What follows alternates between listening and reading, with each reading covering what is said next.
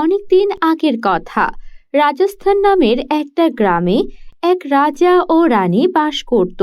রাজা ও রানী গ্রামে বাস করার কারণ তাদের রাজ্য এক শয়তান ডাইনি এসে হামলা করে দখল করে নিয়েছিল।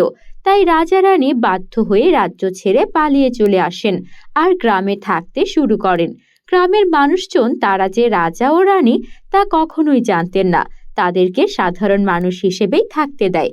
রাজা ও রানী প্রথমে সেই গ্রামের জমিদারের বাড়িতে কাজ শুরু করেন, আর জমিদারের বাড়িতে স্বামী স্ত্রী কঠোর পরিশ্রম করে প্রথমে নিজেদের জন্য একটা থাকার জায়গার বন্দোবস্ত করে। রাতের বেলা যখন রাজা ও রানী ঘুমোচ্ছিলেন তখন রানী বলেন, হ্যাঁ গো, আমরা আমাদের রাজ্য ছেড়ে এভাবে শ্রমিকের মতো কাজ করছি। কখনো কি এমন দিন আসবে যখন আমরা আমাদের রাজ্যে আবার ফিরে যেতে পারবো? তোমাকে যে এভাবে অন্যের বাড়িতে চাকর বাকরের কাজ করতে দেখতে আমার সহ্য হয় না। তুমি একটা রাজ্যের রাজা, আর সে কিনা জমিদারের জুতো পরিষ্কার করছো। এভাবে আমরা লুকিয়ে আছি, ওই ডাইনির কি কোনো নিস্তার হবে না? তুমি এত চিন্তা করো না, সময় এলে সব ঠিক হয়ে যাবে। এখন যদি আমরা আমাদের পরিচয় দেই, ডাইনি জেনে যাবে যে আমরা এখানে আছি। তোমার গর্ভে আমাদের সন্তান যখন নিরাপদে এই পৃথিবীতে আসবে তখন আমরা একটু স্বস্তি পাবো। কিন্তু তার আগে এখন আমি কোনোভাবেই তোমার কোনো ক্ষতি হতে দিতে পারবো না। আগে তোমার সন্তান পৃথিবীর আলো দেখবে, তারপর আমি আমার সৈন্য সাজাবো। আবারও আমি যুদ্ধ করে আমার রাজ্য ফেরত নেব, কিন্তু তার আগে আমাকে আত্মগোপন করে থাকতেই হবে। তুমি চিন্তা করো না রানী, আমি তোমাকে আবার আমার রাজপ্রাসাদে নিয়ে যাব। আমার সন্তানরা এই পৃথিবীর আলো দেখবেই দেখবে। রাজা ও রানী এভাবেই দিন কাটাচ্ছিল। 10 মাস 10 দিন পর রানী ফুটফুটে 2 কন্যা সন্তানের জন্ম দেন। তিনি তার 2 কন্যা সন্তানের নাম রাখেন রোজা ও রূপা। রোজা ও রূপা রাজা রানীর কোলেই বড় হতে থাকে। কিন্তু একদিন ডাইনি জানতে পেরে যায় যে রাজা ও রানী এই গ্রামে এসে লুকিয়ে আছে। ডাইনি বুঝতে পেরে যায় এদেরকে শেষ না করলে এরা আবারও রাজ্য দখল করার জন্য চলে আসতে পারে। তাই ডাইনি সেই গ্রামে হামলা করে। রাজা ও রানী তার 2 মেয়ে সোনা ও রূপাকে এক কৃষকের বাড়িতে রেখে সেখান থেকে চলে আসে। ডাইনি ভাবে তাদের কোনো সন্তান নেই, তাই ডাইনি ওদের 2 জনকে শেষ করে ফেলে।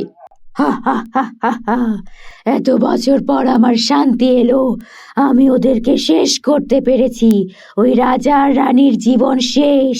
এখন আর রাজ্যের দিকে কেউ চোখ তুলে তাকাবে না। হু হা হা হা হা। আমি হলাম কালী ডাইনি। এই কালী ডাইনির শক্তির কাছে কেউ কখনো পারেনি।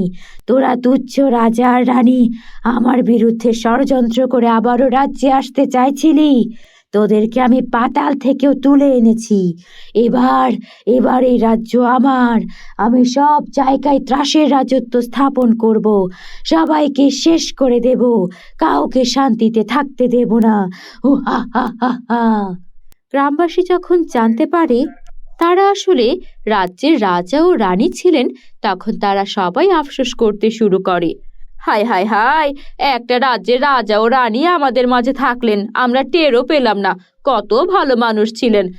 রানী তো আমাদের সঙ্গে কিভাবে মিশলেন যেন উনি আমাদেরই একজন। আর রাজা জমিদারের বাড়িতে কি কাজই না করলো, জমিদারের জুতা পর্যন্ত পরিষ্কার করে দিয়েছেন। আহারে, এমন রাজা রানীকে আমরা হারালাম। জমিদার মশাই, সে তো আপনার রাজ্যে আপনার জমিদার বাড়িতে কাজ করলো, আপনি একবারও টের পেলেন না যে স্বয়ং রাজা রানী আছে আপনার বাড়িতে? আমি কিভাবে টের পাবো? তারা কখনো কোনো অহংকার করেনি, সব সময় চুপচাপ কাজ করে গেছে। এত ভদ্র, এত শিক্ষিত, নম্র মানুষ আমার বাড়িতে কাজ করেছে দেখে আমি তো আসলে অবাকও হয়েছি। এত ভালো মানুষ কি করে হয়? ওই ডাইনি যে ওনাদের মেরে ফেললো, ওনাদের সন্তান কোথায়? আমাদের বাড়িতে ওনারা তাদের সন্তান রেখে গেছেন।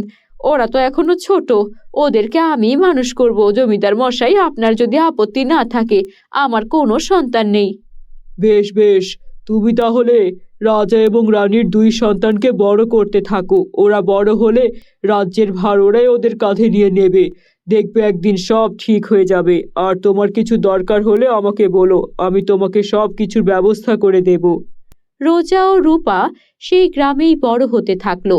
ওরা ছোট থেকেই ওদের বাবা মায়ের কথা শুনতে শুনতেই বড় হয়ে গেছে। একদিন রোজা ও রূপা হাঁটতে হাঁটতে জঙ্গলের ধার দিয়ে ঘুরে বেড়াচ্ছিল। তখন রোজা বলে, রূপা, তুই তো জানিস আমরা দুই রাজকন্যা, কিন্তু আমরা আমাদের রাজত্ব হারিয়েছি। যে কোনো মূল্যেই হোক আমাদের বাবা মায়ের শেষ ইচ্ছা আমাদের পূরণ করতেই হবে। তাদের ইচ্ছা ছিল আবারও রাজ্য ফিরে পাওয়া, আর ওই শয়তান ডাইনিকে ওই রাজ্য থেকে তাড়ানো। শুনেছি ওই ডাইনি রাজ্যের সবার উপর অনেক অত্যাচার করে। বাবা মায়ের ইচ্ছা আমাদের পূরণ করতেই হবে, কিন্তু আমরা এমন কি করব যা করলে ওই ডাইনি উচিত শিক্ষা পাবে? এমন কিছু তো করতেই হবে যেন ডাইনি আমাদেরকে কোনোভাবেই হারাতে না পারে। আমি শুনেছি এখান থেকে দূরে একটা উঁচু পাহাড় আছে, সেই পাহাড়ে এক জাদুর তান্ত্রিক বসবাস করেন। তিনি তন্ত্রবিদ্যা দিয়ে এমন এমন জিনিস তৈরি করেন যা দিয়ে মহাশক্তিশালী কাউকেও হারানো সম্ভব। চল আমরা বরং সেখানে যাই। কিন্তু শুনেছি সেখানে যাওয়া সহজ নয়। সেখানে সাপ, ভাল্লুক, ভয়ঙ্কর সিংহ সব আছে। সাধারণ মানুষ সেখানে পৌঁছাতে পারে না। হ্যাঁ, তো আমরা কি সাধারণ মানুষ নাকি? ভুলে যাস না আমরা দুই রাজকন্যা, অসম্ভবকে আমাদের সম্ভব করতেই হবে। রোজা ও রূপা মনের সাহস নিয়ে সেই পাহাড়ের চূড়ায় পৌঁছে গেল, আর তারপর সেই তান্ত্রিকের সঙ্গে দেখা করে তার থেকে জাদুর দুইটা নেল পলিশ নিল। এই জাদুর 2 নেল পলিশ যদি ওই ডাইনির হাতে কোনোভাবে তোরা লাগাতে পারিস, তাহলে ডাইনির সব শক্তি এই নেল পলিশে চলে আসবে, আর সেই শক্তিকে কাজে লাগিয়ে তোরা তোদের স্বার্থ হাসিল করতে পারবি। কিন্তু বিনিময়ে তোরা আমাকে কি দিবি? বিনিময়ে আপনার মতো একজন ভালো তান্ত্রিককে এই পাহাড়ে আর থাকতে দেব না। আপনাকে আমরা নিরাপত্তা দেব। আমাদের রাজ্যের বিশেষ একটা পদবি আপনি পাবেন। আমাদের রাজ্যের মন্ত্রীর পরেই আপনার জায়গা হবে, এ আমরা কথা দিচ্ছি। এই না হলে রাজকন্যার মতো কথা? ঠিক বলেছিস, আমার ওপর অনেক ভয়ঙ্কর দুষ্ট তান্ত্রিক জাদুকররা হামলা করতে চায় আমার জাদুবিদ্যার জন্য। তোরা আমাকে নিরাপত্তা দিলে বেশ ভালোই হবে। ঠিক আছে, তোদের জন্য শুভ কামনা রইল। ওরা দুই রাজকন্যা সাধারণ দুই নেলপলিশওয়ালি সেজে রাজ্যে প্রবেশ করে আর ডাইনির সঙ্গে দেখা করতে যায়। আপনাকে একটা কথা বলতে চাই ডাইনি, আপনি দেখতে এমনিতে অনেক সুন্দর। যদি আমাদের এই বিশেষ নেল পলিশ আপনার হাতে লাগান তাহলে আপনাকে দেখতে আরো বেশি সুন্দর লাগবে। বিনিময়ে আমাদের 10টা মোহর দিলেই হবে। ডাইনির সুন্দর হওয়ার অনেক ইচ্ছা ছিল, তাই সে সুন্দর হওয়ার লোভে পা দেয় আর সেই নেল পলিশ হাতে লাগিয়ে নেয়। সঙ্গে সঙ্গে সেই 2 নেল পলিশ জাদুর শক্তিতে সম্পন্ন হয়ে যায়। ডাইনির সব শক্তি সেই জাদুর সোনা ও রূপার নেল পলিশে চলে আসে। সঙ্গে সঙ্গে 2 রাজকন্যা ডাইনিকে বন্দি করে ফেলে, আর এভাবেই ওদের বুদ্ধি দিয়ে ওরা ওদের বাবা মায়ের শেষ ইচ্ছা সেই রাজ্য আবারও হাসিল করে নেয়, আর সেই তান্ত্রিককে ওদের রাজপ্রাসাদে জায়গা দিয়ে দেয় আর সুখে শান্তিতে বসবাস করতে থাকে। বন্ধুরা, আমাদের চ্যানেলে নতুন হলে চ্যানেলটিকে সাবস্ক্রাইব করতে ভুলো না যেন। স্বপ্নপুরী নামের এক রাজ্যে প্রিন্সেস সোনালী, প্রিন্সেস রূপালী ও প্রিন্সেস দীপালি নামের 3 রাজকন্যার জন্ম হয়। প্রিন্সেস সোনালীর মাথার চুলগুলো ছিল সোনার, আর প্রিন্সেস রূপালীর মাথার চুলগুলো ছিল রূপার। কিন্তু প্রিন্সেস দীপালির মাথার চুলগুলো ছিল সাধারণ চুল, সেগুলো একদমই সাধারণ কালো রঙের ছিল।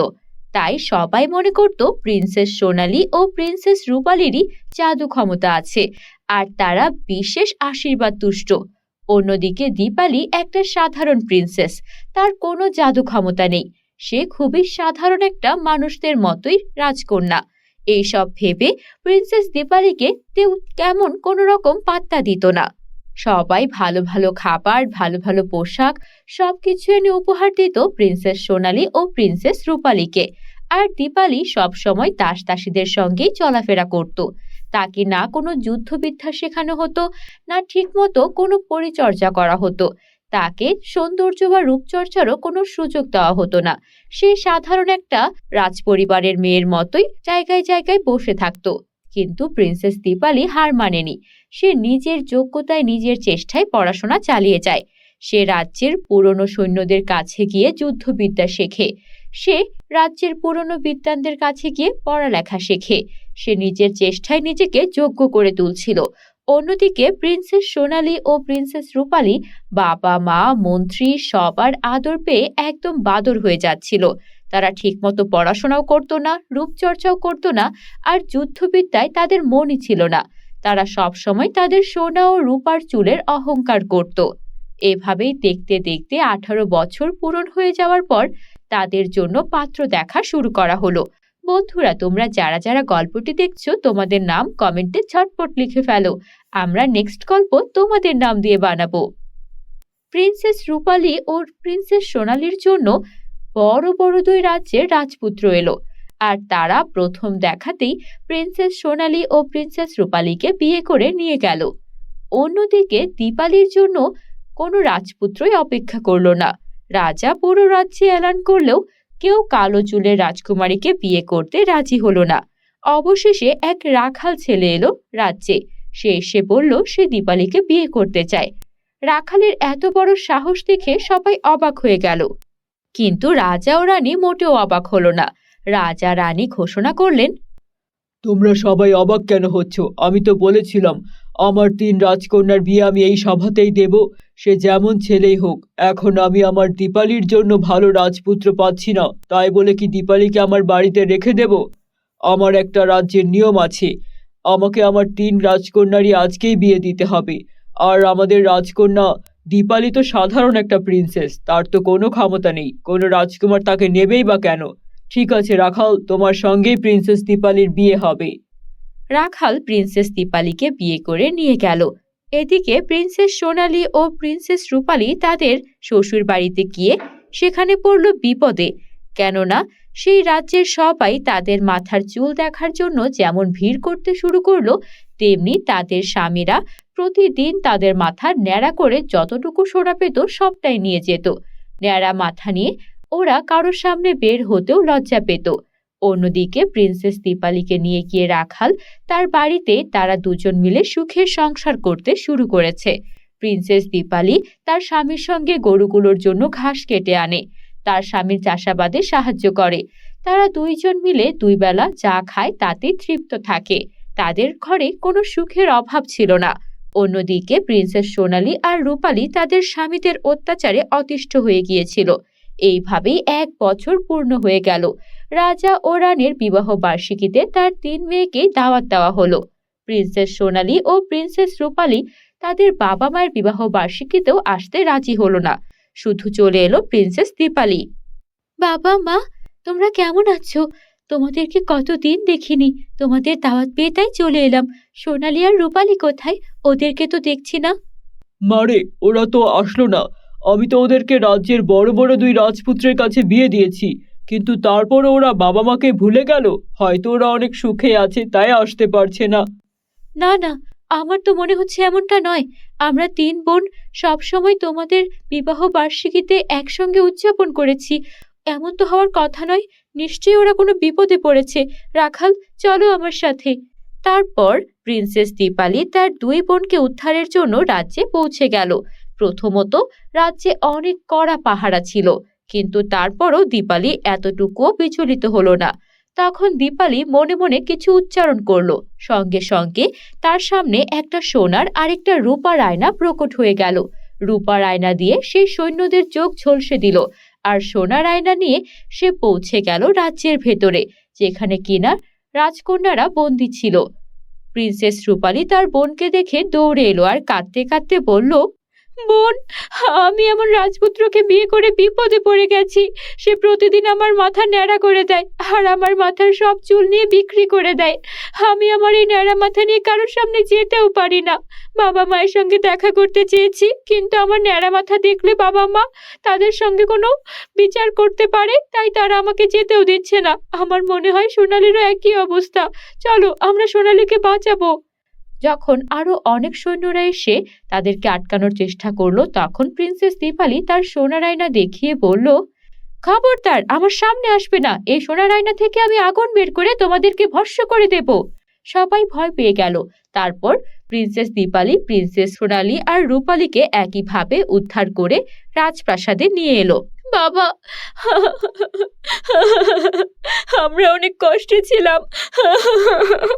তোমরা তো আমাদের সবচেয়ে ধনী রাজপুত্রের কাছে বিয়ে দিয়েছো, কিন্তু তারা ধনী হলে কি হবে? মনের দিক থেকে তারা অনেক গরিব। তাদের সবকিছু থাকা সত্ত্বেও তাদের লোভ ছিল আমাদের সোনা আর রূপার চুলে। কতবার যে আমার মাথা এভাবে ন্যাড়া করেছে, আর আমার মাথা থেকে কেটে রক্ত পড়েছে, তারপরও আবারও ন্যাড়া করে দিয়েছে। প্রিন্সেস দীপালি একদম ঠিক করেছে। সে রাখালকে বিয়ে করলো, সে অনেক সুখে আছে। আজকে তার জন্য আমরা ওই বন্দিদশা থেকে মুক্তি পেলাম। কিন্তু বোন, প্রিন্সেস দীপালি, তুমি এই সোনা রূপার আয়না কিভাবে হাসিল করেছো?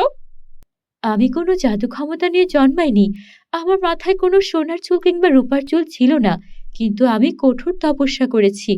আমাদের রাজ্যের পুরনো বৈদ্যের কাছে, আমাদের রাজ্যের পুরনো কবিরাজের কাছে, আমাদের রাজ্যের পুরনো মন্ত্রীর কাছে, তাদের সবার কাছ থেকে আমি যুদ্ধবিদ্যা শিখেছি, পড়াশোনা শিখেছি। আর তার সঙ্গে পুরনো তান্ত্রিকের সঙ্গে আমি যজ্ঞ করে করে গত 10 বছর মিলে সাধনা করে আমি এই সোনা ও রূপার জাদু, আয়নার জাদু আয়ত্ত করতে পেরেছি, যা বিশেষ মুহূর্তে আমার শক্তি হবে। সত্যি বোন, তুমি প্রমাণ করে দিয়েছো জাদুবিদ্যার থেকে পরিশ্রম অনেক বেশি কাজের। তুমি পরিশ্রম করেছো বলে তুমি সোনা রূপার চুলের চেয়েও দামি কিছু অর্জন করতে পেরেছো। এখন থেকে আমরা সবাই একসঙ্গে হাসি খুশি থাকবো। বন্ধুরা, তোমাদের কাছে গল্পটি ভালো লাগলে একটা লাইক করে দিও। আমাদের চ্যানেলটিকে সাবস্ক্রাইব করতে ভুলো না যেন।